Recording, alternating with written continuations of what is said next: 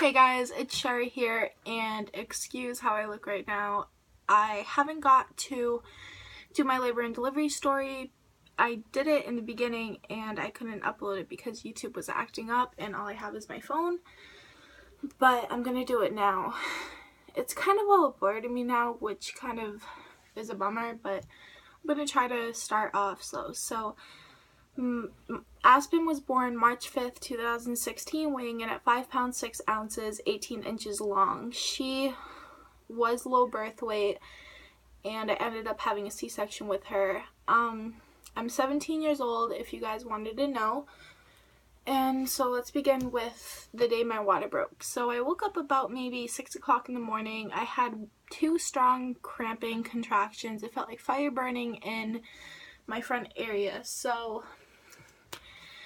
I waited maybe 3 hours, nothing happened, and my normal thing, I thought it was labor time because it felt like nothing I ever felt before. So I went back to bed, forgot I had my hamster on the table. I went to put her back and bam, my water gushed out. It didn't stop gushing for about a good hour, and I called my labor and delivery, the person that was going to bring me to the hospital. The hospital is 15 minutes away, so they told me to come in. I came in an hour later.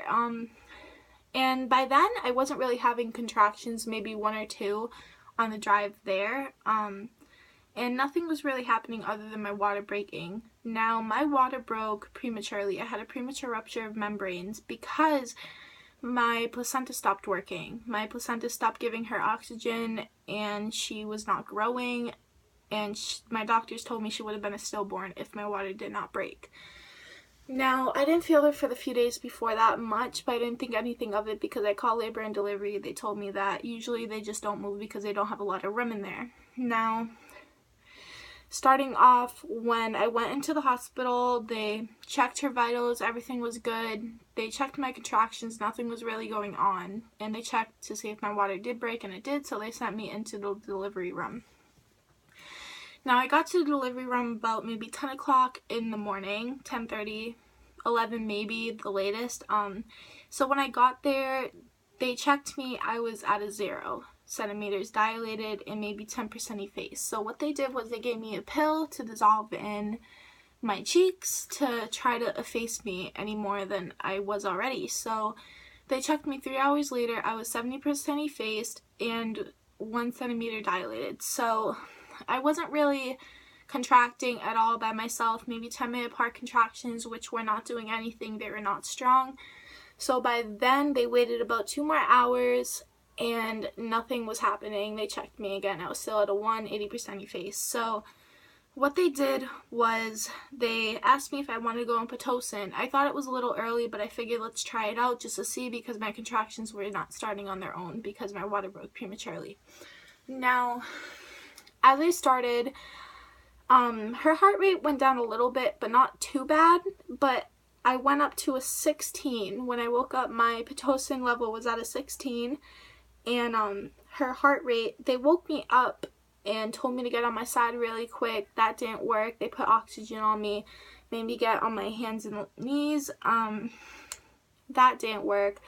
And then I moved to my back again, and that did work with her heart rate. It was down to about 60, so they got really worried. That's why they came rushing in. I had about 15 nurses in the room with me. And so they tried Pitocin again, and it made her heart rate go down more. With every single contraction, her heart rate went down. So I figured out later that her cord was knotted around her neck twice, and that's what was causing the distress from her.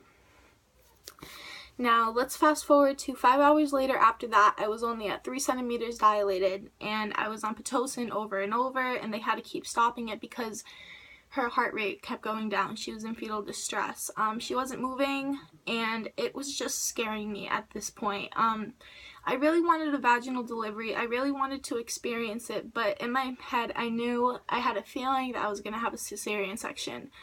So at the end, make a long story short, her heart rate ended up going to 30, and it came back up to maybe 60, went back down again to 30. So by that time, they just rushed me in to have a cesarean section. Now, they made me sign papers. Alright, I'm going a little too fast. Let's start off with the epidural. Now, the anesthesiologist came in because, of course, I wanted my epidural as early as possible. They told me you can get it anytime your labor starts. So I asked the nurse in the beginning, before they started the Pitocin, if they can give me the epidural, and the nurse said, not right now, you're not in labor. I said, okay. So I waited another 2 hours. My contractions were 3 minutes apart with the Pitocin, very, very strong, no medication, no nothing. She still said, you're not in labor yet. And yeah, so finally I freaked out. I told the nurse to get out of my room, and I finally got my epidural. By that time, my contractions were a minute to 30 seconds apart. So I kept moving. It took about 5 to 6 tries, maybe more. They kept hitting my nerves. It was bad.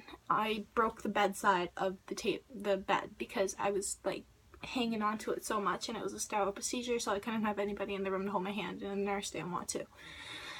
Anyways, so fast forwarding to the cesarean section, I was 5 centimeters dilated then, which things were picking up a little bit, but at the same time her heart rate went down and she was in fetal distress. She wasn't moving.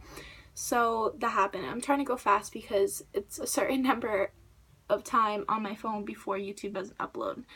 So at the end of the day, I had my baby. I threw up a few times during the C-section. My heart rate went down, which made her heart rate go down, and she ended up coming out dead.